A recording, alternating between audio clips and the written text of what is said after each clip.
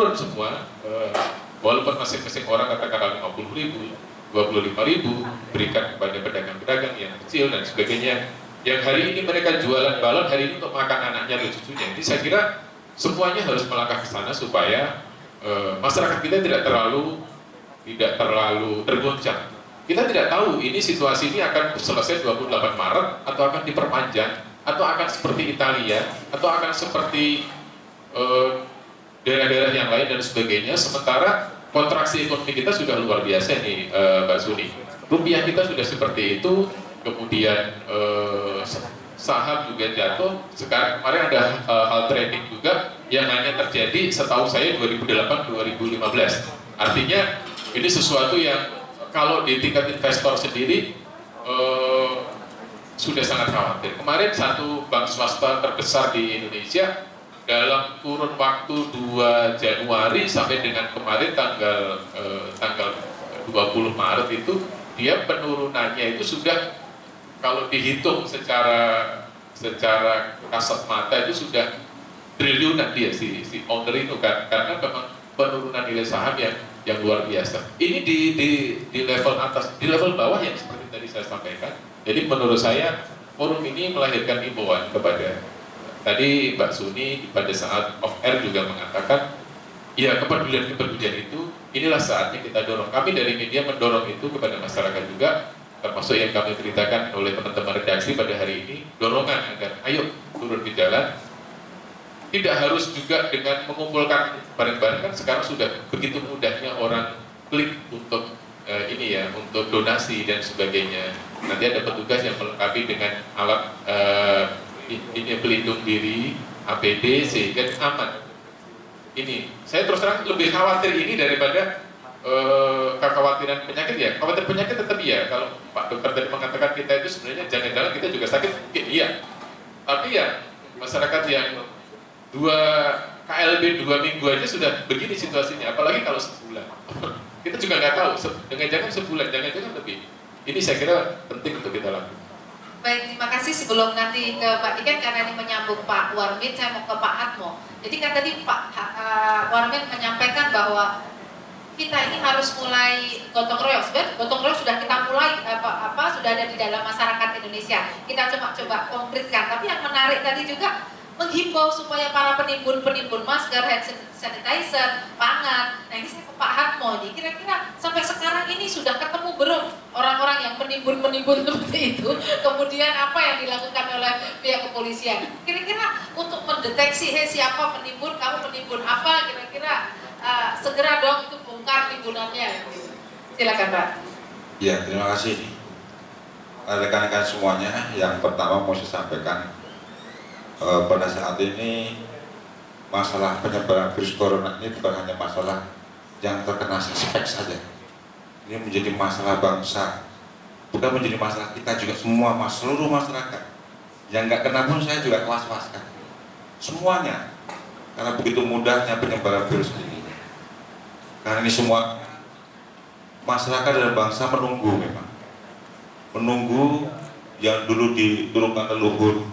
Sifat dasar negara Indonesia adalah gotong royong dan persatuan. Tanpa gotong royong dan persatuan, saya kurang yakin bahwa penyebaran virus ini akan kita bisa hadang, akan bisa kita tanggulangi. Ini pun di Indonesia, kalau bisa ditanggulangi Pak, di Indonesia, di luar itu masih ada virus yang berkembang. Kita harus melakukan pembatasan.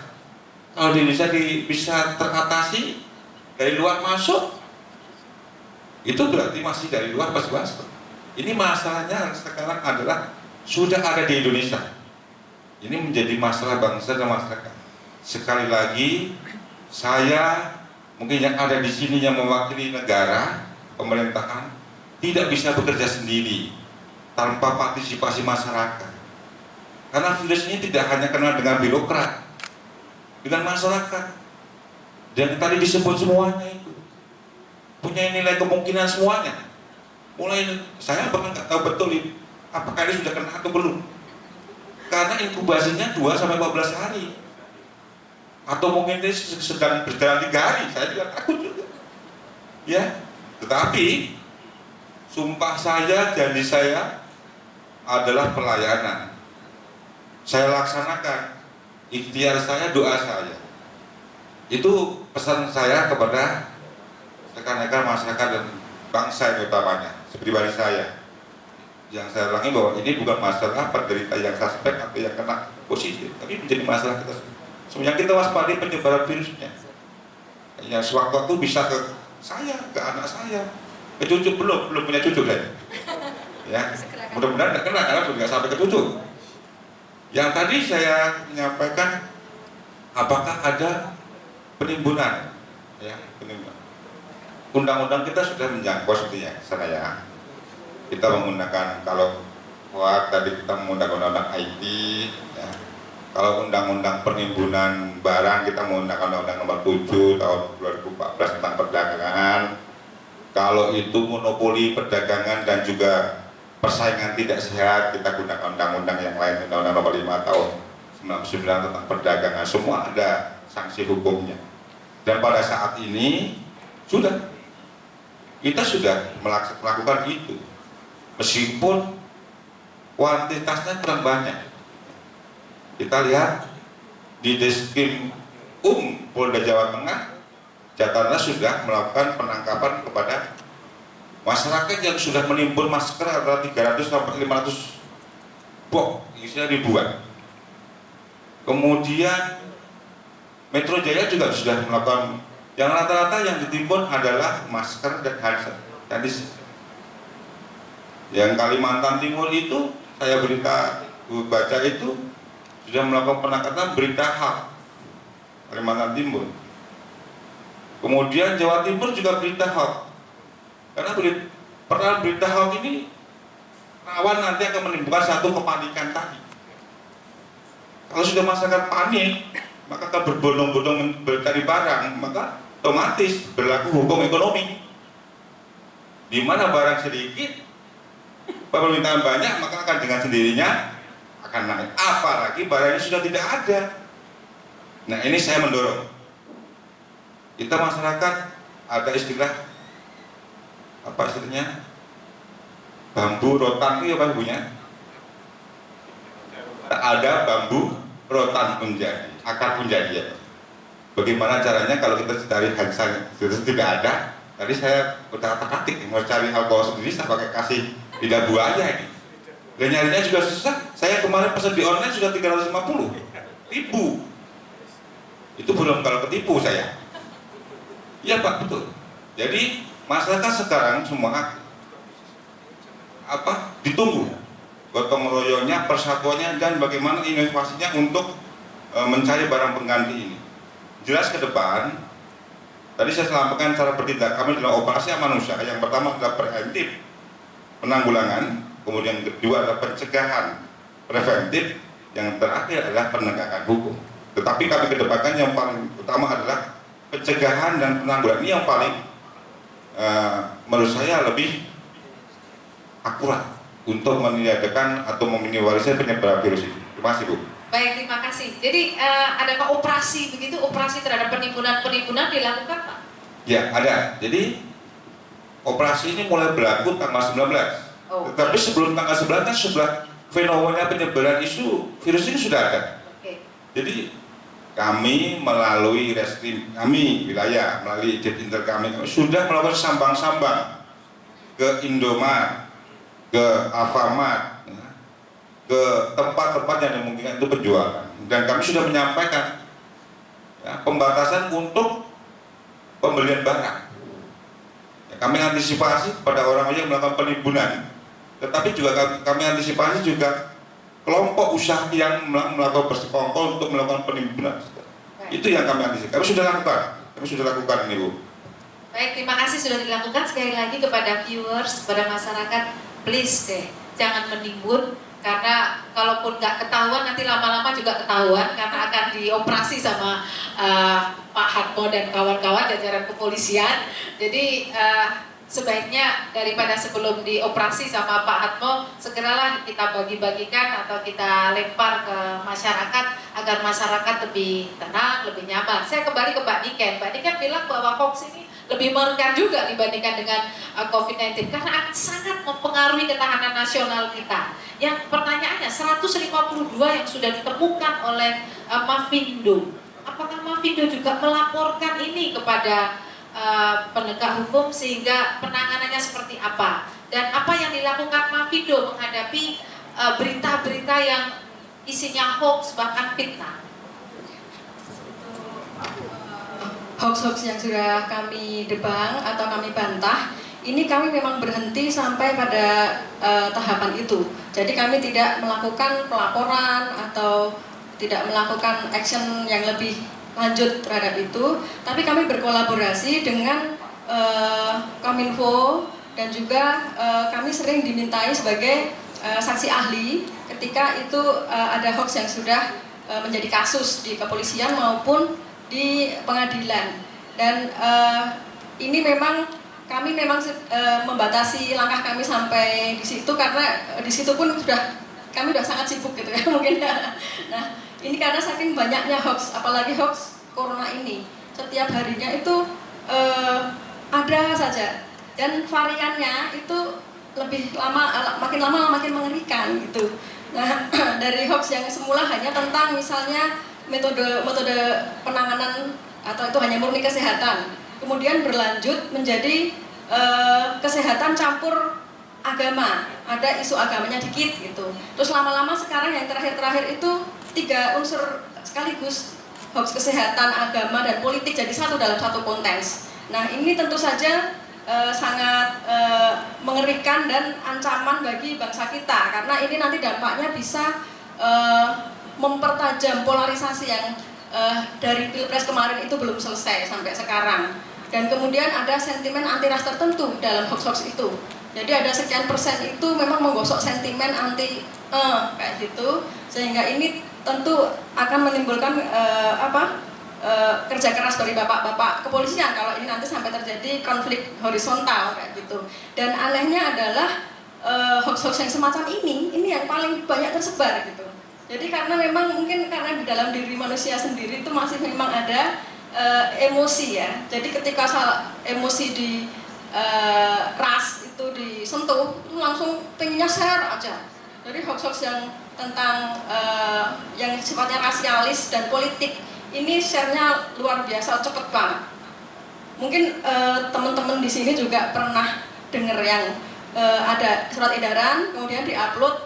Surat edaran itu tentang larangan dari beberapa negara, yaitu Korea, kemudian yang satu lagi Iran, satu lagi Italia. Nah, di situ ada seorang tokoh yang sangat ditokohkan dia upload ini loh yang dilarang masuk Indonesia. Kenapa Cina tidak dilarang? Nah, kayak gitu. Padahal sebelumnya sudah ada lebih dulu Cina dilarang masuk duluan gitu. Nah, tapi edaran itu kan lanjutan, gitu kan ada perkembangan baru, kemudian 3 negara itu yang dilarang masuk kayak gitu tuh. Itu penjelasannya bisa panjang, tapi untuk penjelasannya sendiri share-nya tuh dikit. Sementara yang tadi itu yang konten yang menggosok sentimen itu soalnya udah banyak banget dan orang juga sudah mungkin udah ketem-ketem pengen melakukan sesuatu tindakan aksi gitu. Nah, kalau sehubungan dengan apa yang disampaikan Mas Warmin dan juga Bapak Polisi tadi, ini adalah saatnya kita mengimbangi konten-konten negatif itu dengan konten-konten positif. Di media sosial itu penyebaran hoax paling tinggi Facebook, kemudian sekarang WhatsApp. Nah, aplikasi WhatsApp ini lebih ngeri karena tertutup, tidak terbuka. Kalau Facebook kan kita bisa saling memantau. Kalau WhatsApp ini tertutup, ini aplikasi yang tertutup, jadi kita tidak bisa saling melihat orang lain sedang mengakses apa. Nah, ini cukup besar juga, dan dampaknya juga tidak kalah mengerikan. Nah, saatnya kita membuat, kalau kemarin itu lingkaran-lingkaran hoax sudah melelahkan kita, sudah menguras energi kita. Nah, saat ini, di saat bangsa kita ini terpuruk oleh corona, kita membuat di medsos ini lingkaran-lingkaran kebaikan. Karena di medsos ini ada seperti dua mata pisau ya. Kita mau bikin apa? Bikin lingkaran kebusukan ya gampang banget. Contohnya ya tadi hoax yang menyentuh rasial itu cepet banget beredarnya, seperti kecepatan cahaya. Tapi kalau kita mau bikin kebaikan itu sebenarnya itu juga bisa cepet banget gitu loh.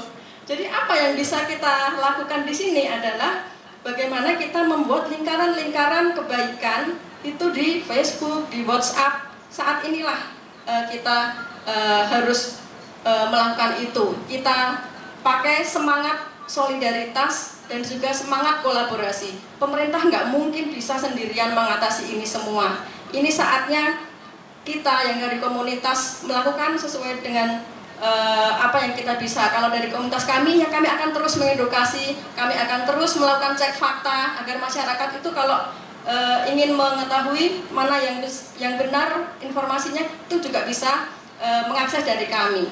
Sebenarnya sih kami ini juga yang ikut berkolaborasi membangun mitigasi pencegahan informasi yang tidak benar di pemerintahan. Jadi ini memang saatnya kita semua bergandengan tangan. Untuk yang pers itu kan saya kemarin cukup ketem-ketem ya, karena ini banyak pers yang sebenarnya juga ternama itu melakukan metode clickbait. Jadi judulnya itu waduh banget lah pokoknya. Tapi Solo Pos tidak, Pak Warmin, alhamdulillah. Jadi Solo Pos ini saya apresiasi benar. Mereka masih memegang teguh garis api dan saya sendiri juga pernah terlibat di dalamnya. Alhamdulillah masih di jalur yang benar. Tapi teman-teman media online yang lainnya itu sudah mulai main-main dengan judul-judul clickbait.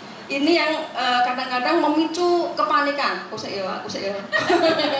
Ini yang kadang-kadang memicu kepanikan. Syukurnya kok ya Solo Pos ini tidak melakukan loh, kok nggak melakukan loh Pak Warmin. Alhamdulillah gitu kan. Sudah Saya juga mikrofon ya, salah satu yang saya pantau terus setiap harinya memang juga Solo Pos di samping media-media yang lainnya. Nah, pers yang lebih bertanggung jawab ini di saat ada badai hoax corona ini, wow, ini perannya luar biasa ini. Bisa menjadi malaikat nih Pak. Jadi pers ini kan mereka punya kekuatan. Dan juga penyebarannya itu masif untuk pers-pers seperti Solo Pos dan lain sebagainya ini. Nah, kita membutuhkan pers yang lebih bertanggung jawab dan juga untuk yang teman-teman di luar kalangan pers itu mari kita tumbuhkan semangat volunteerisme, semangat kerelawanan, di mana kita ini saling bahu-membahu, jangan mikir diri sendiri lah. Kita mikir orang lain yuk. Saya sendiri sih kemarin bikin meme ya. Saya nggak nyangka meme saya itu ternyata kembali ke saya lagi. Itu artinya meme itu viral gitu. Saya itu cuma bikin panduan melarisi teman-teman pedagang cilok, bakso bakar, cilor, siomay dan lain-lain. Yang pertama, mari kita minta nomor WA mereka. 2, kita pesan. Kemudian yang ketiga, mereka harus pakai sarung tangan dan masker saat melayani. Yang keempat, kirim dengan ojek online, biar ojek online yang sepi juga kecipratan rezeki. Itu viral. Saya bikin visualisasi, saya memang suka otak-atik editing ya, jadi bukan cuma editing muka saja di aplikasi Makeup Plus, tapi saya juga pakai Canva dan lain sebagainya untuk membuat meme-meme yang itu saatnya daripada saya di rumah nggak ngapa-ngapain, cuma mumet belajarin anak terus, nah saya bikin meme-meme yang kayak gitu itu. Iya, jadi mudah-mudahan saja itu ada gunanya untuk bisa memberi semangat juga bagi sekitar, karena kita juga memang sebaiknya terus berdiam. Tapi kan ada cara-cara yang terobosan gitu ya, mungkin yang bisa kita lakukan untuk membantu teman-teman biar tetap kelarisan gitu. Nangis bener karena kemarin tuh sempat lewat ke mana itu dekat rumah itu mau belanja, sepi, nggak ada yang beli, mereka itu ngalamun. Itu bener-bener ini saatnya kita membantu mereka dengan berbagai cara. Kita juga dorong pemerintah menemukan solusi, pemerintah yang menjadi komander untuk menggerakkan semua komunitas-komunitas civil society yang ada, kita bangkit bersama-sama melawan corona dan dampaknya. Baik, luar biasa sekali. Sebenarnya viewers juga bisa bergabung. Mungkin ada yang komen atau ada yang ingin menanyakan, bisa nanti di SMS-kan ke saya, bisa saya baca admin ya kalau ada yang komen-komen di YouTube streaming ini. Tapi kayaknya sebelum ke Pak Waluyo, ke Pak Warmin dulu sudah pegang mikrofon, mungkin ingin melengkapi Pak. Iya, saya ingin melengkapi Mbak. Terima kasih Mbak Niken sudah memberi apresiasi, karena teman-teman kami di redaksi itu juga bekerja keras luar biasa. Karena redaktor dan ini kan harus di kantor, redaktor koran Sesa. Kami itu sampai teman-teman redaksi itu sampai bikin bikin peta di whiteboard begitu, yang suspek siapa. Jadi bikin klaster, oh klaster Bogor, oh ini klaster daerah X. Kita hitung sendiri, ini kemungkinan kena dan sebarannya di mana. Kita bikin mulai dari hari Sabtu, mulai dari waspada, mulai dari darurat dan sebagainya. Kita beri guidance seolah-olah, bukan seolah-olah ya, memang itu sengaja kita munculkan, dan ya sambil dengan khawatir juga dan sebagainya, jangan-jangan kita juga bagian dari yang kena itu. Tetapi sayangnya juga memang benar kata Mbak Niken, ada kawan-kawan media mainstream juga, kalau kami menyebutnya judul dan penampilan beritanya itu brutal kalau saya lihat. Kalau saya sudah menyebutnya itu, jadi judulnya udah brutal, clickbait banget gitu. Kalau di kami walaupun saya sudah bukan di redaksi, masih di anggota dewan redaksinya, saya sampaikan ke teman-teman yang ini gimana. Sampai kami tadi diskusi sama redaktur pelaksananya, kita mau sebutkan nggak, ini ID sudah membolehkan karena alasan kemaslahatan. Di Eropa dan Amerika orang yang kena sudah mengumumkan saya kena. Nah, ini bukan masalah aib, tetapi ini kemaslahatan. Nah, kita akhirnya pemerintah di Solo ini baru hanya sampai tingkat kampung. Tetapi ada media yang memfoto rumah si pasien ini dan sebagainya. Ini yang menurut saya, wah ini sudah berlebihan. Judulnya brutal, tampilan beritanya juga menurut saya di luar etika. Padahal media dia punya tangan mulia kalau menurut saya yang harus digunakan dengan baik supaya tidak menyebarkan kepanikan dan ada dampak. Kemarin kami bekerja juga, ada salah satu kolega yang karena diberitakan, rumah sakitnya kita beritakan itu dijauhi oleh publik. Tapi menurut saya juga ini perlu kesadaran bersama. Saya kira rumah sakit juga perlu percaya diri ketika mereka sudah mengumumkan bahwa dia pernah disinggahi oleh pasien COVID, gak usah takut nanti dijauhi. Tapi yang penting memperlihatkan kerja-kerja profesional, saya kira masyarakat juga lama-lama akan paham. Dan masyarakat juga jangan paranoid, kemudian tidak berani ke rumah sakit itu. Karena rumah sakit pasti jauh lebih berpengalaman dalam mengelola. Ini terjadi Mbak, situasi di masyarakat memang benar-benar seperti itu. Kita memberitakan yang benar, kita malah dimarahi. Takut, nggak usah diberitakan. Kalau kami pernah dihampiri oleh orang yang ini kan. Jadi dan ada juga yang kata Mbak Niken tadi, media-media yang memang dari awal kita perhatikan kan, kita sesama diskota kan juga lihat diskota lainnya. Oh ini kok framing terus ya dari ini ya, kita Mbak Niken paham lah ini framing terus, ini kenapa gitu loh. Nah, ini polarisasi yang terjadi di masyarakat karena saya kata ya, pilihan interest, pilihan politik atau pilihan apa, dan ini juga terjadi di masyarakat ya, polarisasi ini.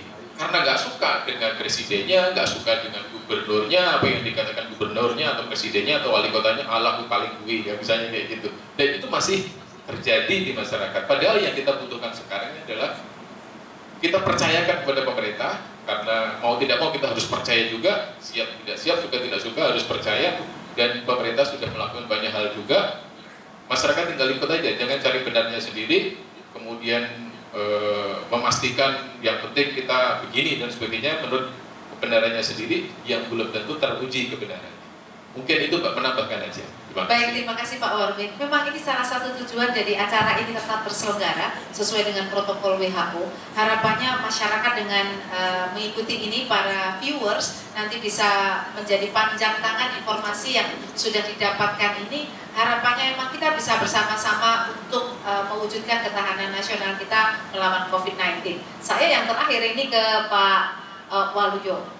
Ini kalau dibilang tanggung jawab, ini bukan tanggung jawab pemerintah saja, tanggung jawab masyarakat itu sangat betul sekali. Dan ini sudah ditunjukkan oleh Mafindo.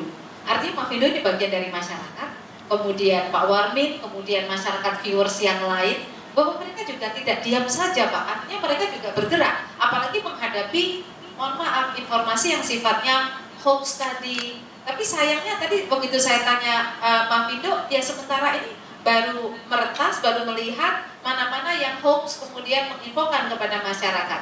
Padahal undang-undang ITE ada, penegak juga siap kalau dilaporkan. Nah, kira-kira kalau memang ini terkait dengan anggaran dan lain sebagainya, bagaimana kemudian bisa mengakomodasi kebutuhan dari Mavindo misalnya, kalau sampai ada hal-hal yang bersifat hoax seperti ini, kira-kira mereka tidak sekedar diinfokan ke masyarakat bahwa ini hoax, tapi ditegakkan supaya dia nggak lagi bikin-bikin yang sifatnya hoax yang akan mempengaruhi ketahanan nasional kita. Silakan Pak Waluyo. Jadi saya akan melihatnya dari dua sisi. Yang pertama dari sisi pemerintah. Saat ini kita sedang menyebutnya sebagai bencana, meskipun bukan bencana alam.